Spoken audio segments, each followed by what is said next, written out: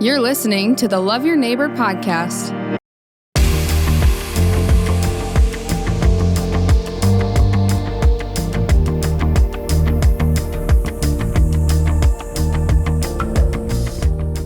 For those of you that are joining us on the Links podcast, thank you for joining us. My name is John, and it's great to be with you again.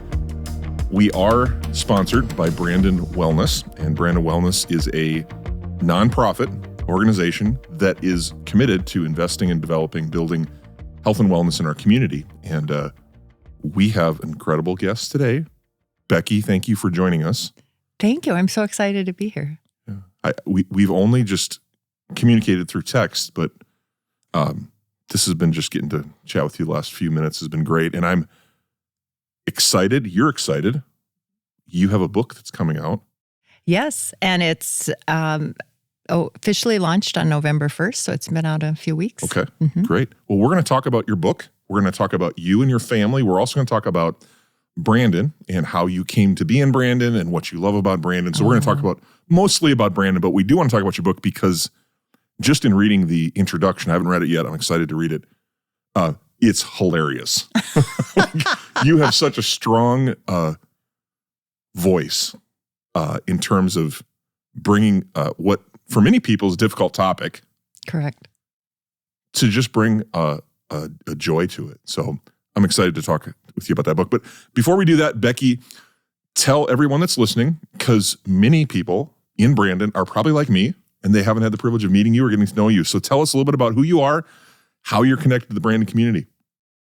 Yeah. Well, I love Brandon, and my husband and I'm married to Dan Blue, and the two of us, when we were a young married couple, lived in Sioux Falls, and we decided to put our roots down in this part of South Dakota, and we thought, where should we, really settle once we start having children? And so we were pretty intentional about doing some homework, and we, like many others, especially your listeners, we decided on Brandon, and we're so glad we did. We live in the Hidden Valley development, which is between Sioux Falls and Brandon. And we ultimately then have had 4 children, Ian, Julia, Elliot, and Mason, and they are all out of the house now, but they had great experiences in the Brandon school system. And my kind of a claim to fame, and I'd be interested in if any of your older listeners have had this happen, but we have 4 children, and all 4 of them have married a lynx. Oh, wow. That's a good connection rate, like 100%. Right? The lynx way is alive and well in our family. Yeah. Absolutely. Now, are they all living in the Brandon area, or have they moved to other parts, or? They're kind of spread out right now. They haven't all quite settled into what they're going to be doing. Ian Blue married Paige Vanderwhite, and they are in Nashville. Okay. And Julia Blue married Luke Thompson, and they are back here after she was at her pediatric training. So she's recently started as a pediatrician in Sioux Falls. And then Elliot Blue married Kara Schroll, and they are in Omaha, and he's a medical resident, and she's an occupational therapist. And then just this summer, our last one, Mason Blue married Ellie Holmes, and they have both started medical school in Vermilion. This is a medical family. Your husband is a doctor. Correct, yeah. You are a nurse. Mm-hmm. My goodness. Yeah, it's kind of crazy, but it's just sort of like it's what they grew up with, what they were exposed to. And I always am proud of my husband for speaking very highly of the medical profession, and they don't shy away from hard work, which it ultimately is when you start out and when you're in practice. So I'm very proud of them all. How did you and your husband? Excuse me, where was it that you came from? Are you from around this area originally, or did you move in? I grew up in Hurley, South Dakota, so that's about 35 miles southwest of Sioux Falls. And then Dan grew up in Sioux Falls. So honestly, both of us, here we are in our 60s, and neither of us have ever lived outside of the state of South Dakota. That's maybe why some of those coarse North Dakota jokes were coming by earlier. Sorry, yeah. Being a proud North Dakotan, I didn't know about South Dakota until I, of course, met and fell in love with a South Dakota girl. There you go. Yeah. As it turns, and she's in the medical field. So, oh, nice. Well, this is great. How now? You mentioned we mentioned your book. You've transitioned now. You're not actively doing nursing now. No, I retired about 5 years ago, and at that time or prior, I was kind of one of these nurses, which nursing is great because you have so many options. I had kind of little by little, as I got busier with my family, started going more and more part-time. And at the time I retired, I think I was working about 4 hours a week. So, but it was in a wonderful area of nursing, which is called faith community nursing, where we put nurses into churches. And so, I love looking back on my life and seeing and connecting the dots. I'm a big connecting the dots person. And when I look back on my nursing career, I see how God really put together my love for old people as I focused on geriatric nursing, and then my love for my faith. So my next step in my career was in faith community nursing. And then my love for writing. Because of my work in faith community nursing and in geriatric nursing, I was doing a lot of grant writing. So it really honed my skills into being a better writer.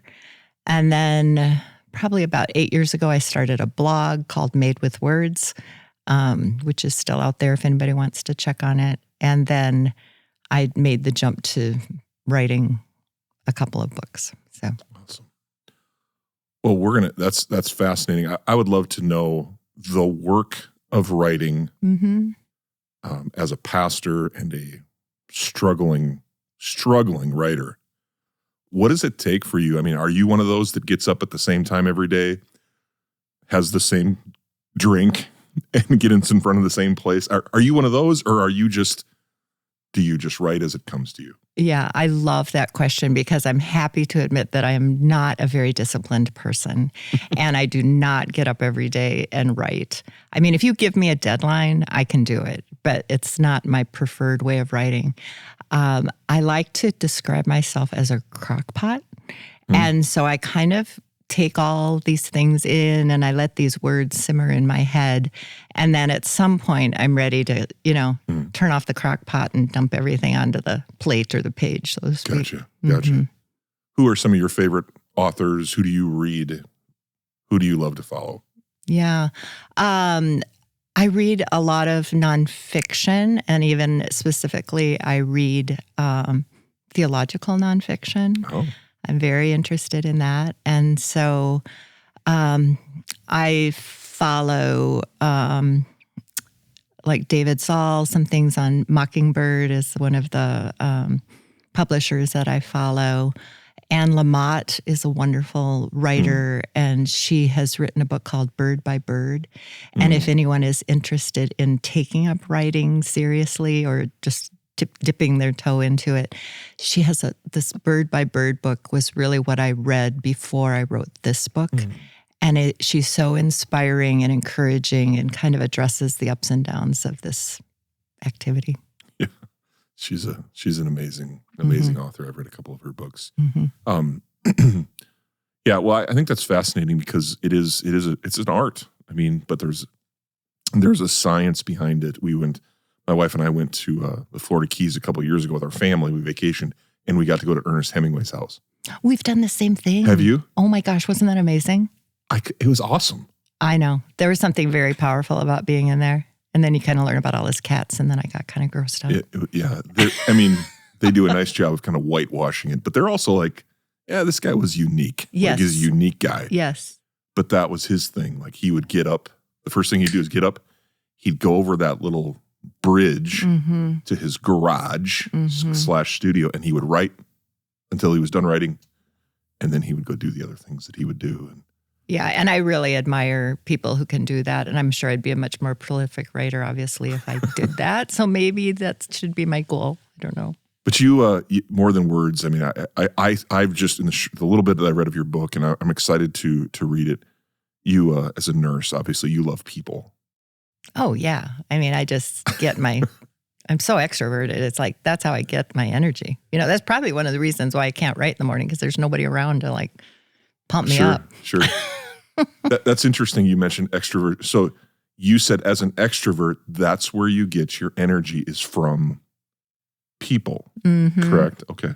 Yeah, and I would say people's stories. And I just love meeting new people. And I think I get that from my dad. He was one of those that used to sit on the bench in the mall while my stepmom would be shopping, and he'd talk to anyone. Really? And I always admired that about him. And so, yeah, it's good. Let's turn, if you will, to your book. You mentioned this third act of your life. What was the inspiration for this book? And tell us a little bit about the book, because you do a very nice job of addressing a topic that really no one wants to talk about. Yeah, you're exactly right. Yeah, so I was coming up on my 60th birthday. That was 3 years ago. And my friends were also turning 60, and we were having kind of a lot of discussions around this, and mostly kind of a little bit freaking out maybe, right? It's just such a milestone. So I thought, okay, I should know how to do this. I've taught people about aging as a geriatric nurse, and I have a bookshelves full of this topic. So I just started writing. It was in August of 2019, and then I turned 60 in October of that year, and just kept writing. And I thought, maybe other people would want to learn from me, or at least, really, it's not so much that I'm the expert. I just want to start a conversation. And to your point about people not wanting to talk about aging, we need to. And it doesn't have to be negative. Right. Yeah, I'm reading this, and for me, I'm 44. And so I'm kind of at that age where a lot of the people that I grew up looking up to, my parents' age, are getting, to your age and older. And then there's this whole other generation coming, my kids' age and younger. And so I've kind of, in the last couple of years, I've kind of gone that transition like, oh, wow, I'm kind of in the middle. You are in the middle. And transition is a great word. And transitions, as you know, certainly as a pastor, can trip people up. Right. So there's a way to prepare for the transitions in some cases. Yeah, your book, and I'm excited, like I said, to read it. What would be one thing you could share with people that are maybe my age and younger, that are having young kids? Many of the people that are listening to this podcast either are getting ready to have kids, or are in the midst of, like our friend that we just talked with. Yeah. Got 5 of them running around the house. Right. What would you speak into as a mom and as a nurse? What would you say to ladies, to men, fathers and husbands, fathers and mothers that are in that season of life right now? What would you give them as maybe a beacon or a little bit of hope? You bet. Oh gosh, there's so many things. The first thing that comes to mind is really having good role models of aging for yourself and for your children. And, finding those, either it be family members or neighbors, grandparents, anyone that you can just really spend time with, and let your kids build relationships with those people, so that they don't kind of get enmeshed in some of these terrible stereotypes of aging that we have. Another little tip I like to do is, I love if people have a friend from every decade. And that should even be if you have a 16-year-old daughter, you should encourage her. It'd be great if you have a friend who's in their 20s, 30s, 40s, 50s, 60s, 70s, 80s, 90s, and just learn from them. And it'll be amazing blessing for the friend as well to learn from the 16-year-old. So I think that's really important, the role models. And then as a nurse, I really look at people, body, mind, and spirit. And so the book has a lot to do about that. So there's certainly a lot of things, even as a young 44-year-old as yourself, there's so much you can be doing at this age physically to be sure that you're healthier and moving around and active when you're 80 and hopefully 90 and beyond. And then body, mind. I have some chapters on relationships and forgiveness and all these things that have powerful long-term effects. And then spirit, of course, just really what is your heart pinned to? You will get to that chapter, and maybe you're familiar with that term. But I think we all have our heart pinned to something, and it might be, our phones. It might be our job. It might be our role as a mom. But really, if you pin your heart to a higher being, I think it really frees you to live your life fully and abundantly. Yeah, I've had many conversations with people that are at the end of their journey here on earth. And it seems that conversation is very different if they have pinned themselves to an authority, to a spiritual understanding of what the next life looks like. I was visiting with a man who was extremely ill in the end stages of life. And I asked him about that. And I said, what do you see next? And he said to me, I feel like when I die, there's going to be one of those metal ball strings is going to get pulled. I'm going to let go, and then the lights will come on. Oh, wow. That's a beautiful image. It was. And here's a person who, was very, very committed in his beliefs, or what he would call non-beliefs. And just to interact with somebody that's what they anticipated happening, was this light is going to come on. And I have to imagine, in your study of aging, I mean, that has to be a huge part of the conversation. What's next? Oh, absolutely. And I think that was the real beauty and privilege of being in faith community nursing, because when I worked with clients, they expected to go to that level of conversation, right? And I think nurses in general are getting more comfortable with that, and patients are too. But I think even just within our own families, it's okay to ask that question. I was with my 97-year-old aunt yesterday in Minneapolis having coffee, and I asked her that question. I said, "So are you ready to go?" And she goes, "Oh my gosh, yes. If I, and she's really basically pretty healthy, but she has this tremendous faith, and she's ready." And I think that's extremely comforting to the family. So don't be afraid to ask that question. Yeah. What's next? Good. Good. Well, I know this book is going to help a lot of people with that. And so we're going to have links to where you can get this. Good. And we will be available. It'll be available for Christmas. I mean, so this is a great gift. Stocking stuffer. Yes. Stocking stuffer would be great. I mean, it's, and like I said, I thought I was writing it for people who are turning 60, but people who are in their 40s have loved it. People who are in their 90s. So, and it's got questions at the end of each chapter. So I'd encourage people to even think about doing maybe an intergenerational book study with their family, or do a Bible study with it. There are lots of options and ideas on how to use it with a group. Awesome. Well, Becky, this has been great. I'm really thankful for you. In closing, what would you say has been your experience? You and your husband chose to live in Brandon. Yeah. What's maybe one thing that has just been a huge blessing to you guys, being a Lynx and being around this community over the last several years? Yeah. Well, I think you said it in your question, and the word is community.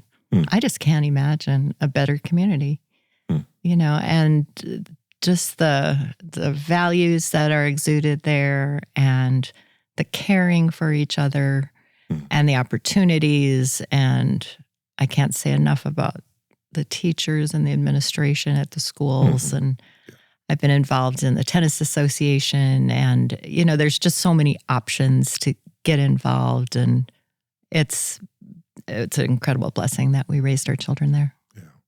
Well, I completely agree with you. And I think our greatest resource in our community is our people. Absolutely. And it's been a privilege getting to know you, and I look forward to more conversations. And all of you that have people in your life who you don't know what to get, now you know. Turning, author Becky Blue, it's the magic and mystery of more days. Wow. Thank And you. there's even a great like on Spotify, that little list, that little. Oh my gosh, that's my favorite. If you like 60s music, you're probably too young to even have listened to 60s music. So I grew up in North Dakota, so I'm about 2 decades behind the rest of the world. So when I grew up in the 80s, the 60s were a hot thing. Okay, cool. So I loved it. So I love my 40-song Spotify playlist made just for this book. And so turn it on, turn it up, and enjoy the book. Cool. It's great. Thank you, Becky, for taking time. Thank you, John. Thank you for joining us on the Love Your Neighbor podcast. The purpose of the Love Your Neighbor podcast is to build community one conversation at a time. You can help us build that community by sharing the podcast on your social media channels and rating our podcast on whatever platform you're listening from. Another way is to let us know of any neighbors who have a story. Go Lynx!